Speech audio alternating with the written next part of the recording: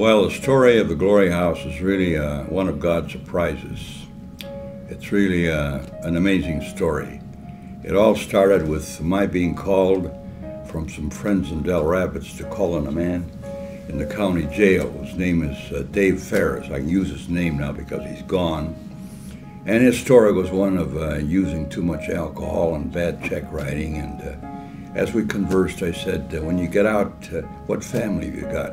He said, I haven't got any family. I said, I'll get out, I'll get nervous, I can't get work, and the next thing I'm drinking again and I'm off and running. So it was during Advent, and the next Sunday, I just couldn't get this out of my mind, and I thought about our Lord, who, excuse me, who had no place to lay his head, who was said that the foxes have got places to lay, and birds of the air have got nests, but the Son of Man has no place to lay his head. So in a class I was teaching, I threw out the comment that I'd met this man and didn't mention his name, but I said he has no place to lay his head, he's without a home, and we really need a house, a home for these kind of people. It was a very nonchalant, kind of off-the-cuff remark. There was a woman in the class whose name at that time was Jan Pay, and she picked that up. She was a new Christian, and very excited about the fact that she had this new life. She called me 2 days later and said, I've got your house. I said, what? What you talked about a house? A place for people that had no place to go, coming out of prison or jail or whatever. And I said, Jan, you've got to be kidding. No, she said, I rented the house. It's out on West 12th, 220 South Williams, just a big old pink house out there. And I said, she said, you said we needed a house. Well, I said, you can't always trust us preachers. We're always throwing things out. Well, there was laughter, but she said, you get some people out there and check that out. So she hounded me, literally. It was almost 2 weeks before, I think there were 3 of us that went out to see this big old pink house. I thought the surest way to kill us would be if you get some Baptists out there. And amazingly, they thought maybe this is an idea that would be worth something. So during that next several months, we had, I don't know how many group meetings, we had coffee out there, and Jan was always willing to get coffee and serve us. And then the day came and we were going to make the decision. And amazingly, it happened to be the day that Martin Luther King was killed, 1968, in the spring. And right in the midst of our discussion, Jan sat down. There was a big old beat-up piano, and she was kind of a wicked piano player, could jazz things up. She started to play the Battle Hymn of the Republic, which was on the radio that day, because and it was being sung and played because of Martin Luther King. And people began to gather around the piano, started to sing, "Mine eyes have seen the glory of the coming of the Lord." And just it was a spontaneous, one of those amazing things that happened. And one of the people, I think it was Les Hash, who was chair of our trustees and at that time was head of the city waterworks, said there's only one name we can give this place, and that's the Glory House. And it was a unanimous decision. Let's try it. Well, it was a shaky operation. And Harold Wingler headed up a crew. He was an auctioneer who was in the furniture business, and he got people out there, and they began to clean the place up and get it in shape. There was only one person I could think of, that a couple I might say, that might come possibly and be directors of this place. And that was Joe and Edith McCauley. Now that's a long story. My first pastor had been in Ottawa, Kansas, and he was literally the first alcoholic that I had dealings with. In fact, he called himself the town drunk who would panhandle everybody in town. And believe it or not, Jan picked up the tab for Joe and Edith to fly up and take a look at this whole possibility. And they no sooner had gotten home than they said, we feel that this is the right thing for us to do. So we'd be willing to bring our 3 daughters, 14, 13, and 10 in age, and come and give this a try. Well, we were so naive, we didn't realize you had to get zoning taken care of. So believe it or not, there was a hearing down in City Hall at the time. Mike Shermer was our mayor. And we got down there, and to our amazement, a crowd of people were there. And they had a petition. I remember the man had a black suit on. It looked almost like death warmed over. And he had this long list of names of people who said, we don't want anything like this in our neighborhood. They're ex-convicts. Our daughters will get raped, was what one of them said, and the land values will go down. Somebody said, I don't see how the land values could go down any lower than they are now. Well, when this dear man got through making his pitch, and it looked like the whole thing had gone down the drain, Joe McCauley, who had talked almost like Casey Stengel used to, the manager of the New York Yankees, kind of made up his own grammar as he went along, said, I'd like to say a few words. And the mayor said, go ahead. He said, I'm recovering. And he said, if it weren't for Edith, who was sitting beside him, I'd never made it. He said, I was literally the town drunk, panhandling everybody in town, in this Kansas town. And he said, by the grace of God, I found sobriety. And I'm working for a delivery. I'm doing delivery work now for a cleaning company, a dry cleaning company. But he said, I think this is an opportunity that God really wants me to take advantage of. And he said, I want to introduce you not only to my wife Edith, but to my 3 daughters, which he did. And he said, I guess if anybody's daughters will get raped, they'll be mine. I will never, never forget the next moment. Because Mike Sherman said, I think these people have got a great idea. I think it's a right idea. And I'm going to move that we give them a permit for a year to operate this halfway house in this neighborhood.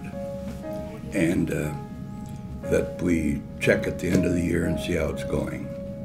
And then Earl McCart, who was the second commissioner, spoke up and he said, my mother lives in that neighborhood. And I thought, boy, here it goes, because if he votes against it, I'm sure that Dave, the third one, is going to vote against it. But he said, she thinks it would be a good idea. Well, it was like a word from God, really. And the long and short of it is Dave joined along and voted, so we had a unanimous vote. I'll never forget this dear man with a black suit and the signatures on the petition that came up to me, got a hold of me. I won't use his exact language, but he said, you so-and-so rich people, you always get your ways. Well, would you believe within 6 months, we had a coffee for the neighborhood, and most of these people, a lot of these people came in and drank coffee with us and said, we're grateful you're here. Well, where would our first customer come from? We wondered, now that we had the house, we had it cleaned, and by the way, Harold Wingler became the first chairman of the board because he'd gotten really gotten the furniture to take care of the place.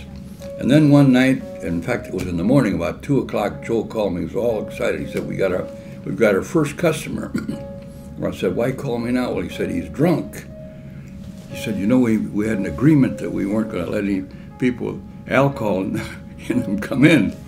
And I said, well, what do you think, Joe? He said, I think we ought to let them in here. Well, this dear man, whose name was Gene, had spent 10 years in the pen for stealing cars. And when he got out, he thought he'd celebrate a little bit. So he had a few drinks, got in his car, headed for a pier to see his mother, whom he hadn't seen in 12 years.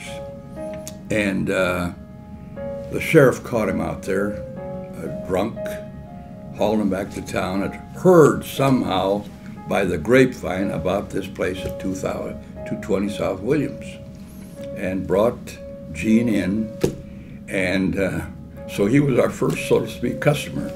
Well, would you believe there came a time, it's a long story, he became one of the car salesmen for Henry Billion, and ended up, the last we heard when of course this goes back many years, he was with the State Highway Department. Then there was Paul. Paul was with us for 14 months and got his CPA degree in public accounting from Augustana College, and went to work for a accounting firm The last we knew, he was in Arizona. See, the success stories.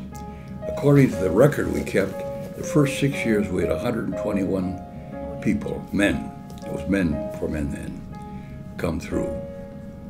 And somebody asked Joe, what about your successes? Well, he says, they're all losers. We start with losers, and that's what we've got. And made kind of a big joke about it. But the stories of what happened to people with that shaky operation, it's just just an incredible part of, I would say, the grace of God.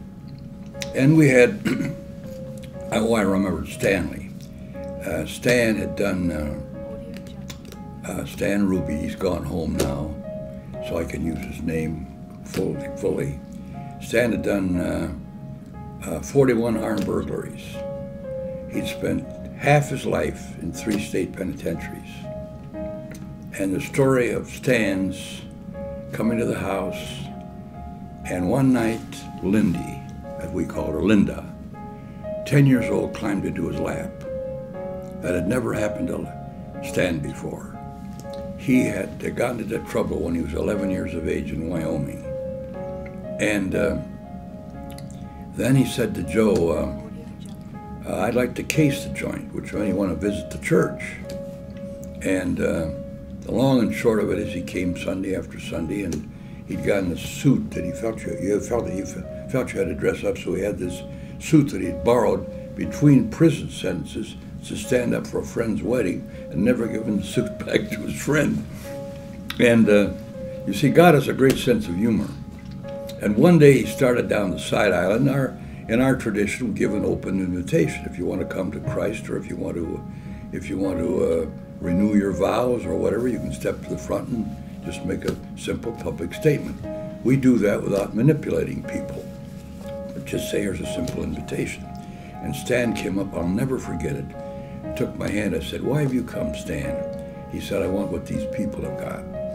I have to say to the people of First Baptist, who I was serving at that time, that's the greatest thing you can say about a congregation. And in due time, and by the way, I said to people, I wonder if you'd come by and greet our friend Stan. I didn't say anything about background or halfway house or anything like that. People came by and kissed him and hugged him, and it was amazing. He said afterwards, I've never belonged to anybody or anything till now. Well, his baptism was we say really a hallelujah event. Stan ended up marrying a lovely person. I went to his memorial service, I went to the prayer service before his funeral here just a few months ago, and he had done repair work around the town, had a gift for that sort of thing, belonged to a Lutheran church. So the story's amazing. Who knows how many people have had their lives changed.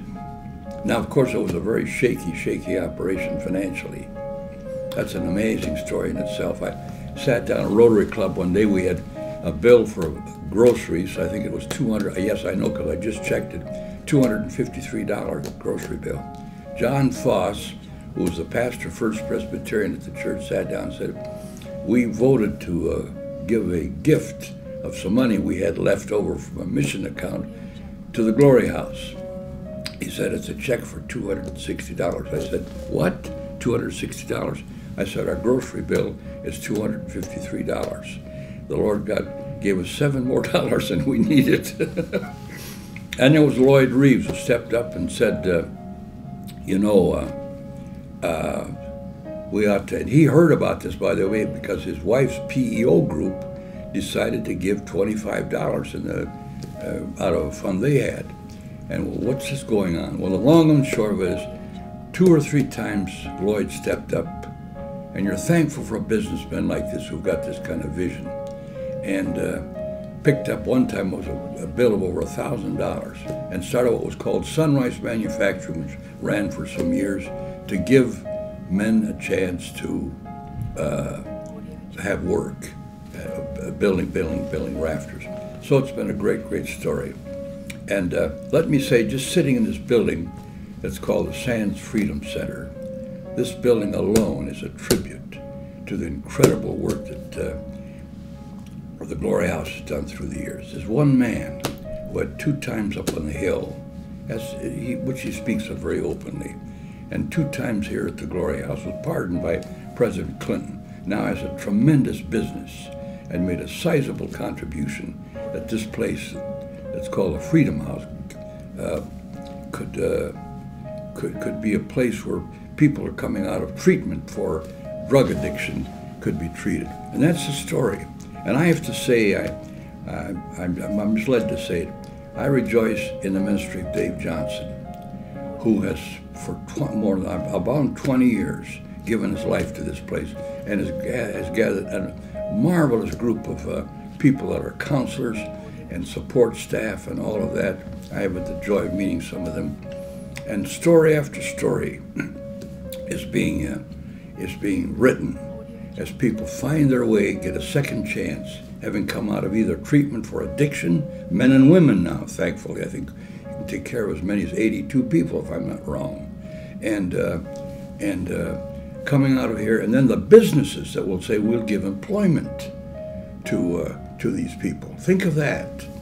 In fact, I happen to know of a certain place, an eating place, where at the present time there are 3 people from the Glory House that are serving and working. And I've commended that dear person who manages that place for her messaging. So I'm just delighted and thrilled that I could share with you this simple story of how a woman named Jan did a crazy thing by renting a house, a big old pink house, from Brant, who was an incredible house mover, as many of you know, at one time here in the community, who, by the way, in the end was letting us live there or use it for simply the taxes, because he had a heart of compassion for the kind of thing we were trying to do.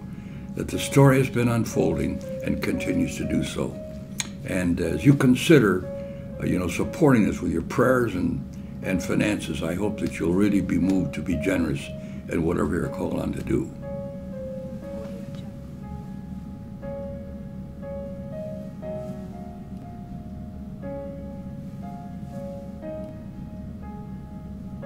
This is kind of a PS, folks, but I want to tell you that Dave Ferris, who was a resident at the Glory House for a short time, gave this to me as a gift. He's a Native American. Isn't that beautiful? I treasure this. It's very much a part of my life, and it's kind of a symbol of what we've been talking about here.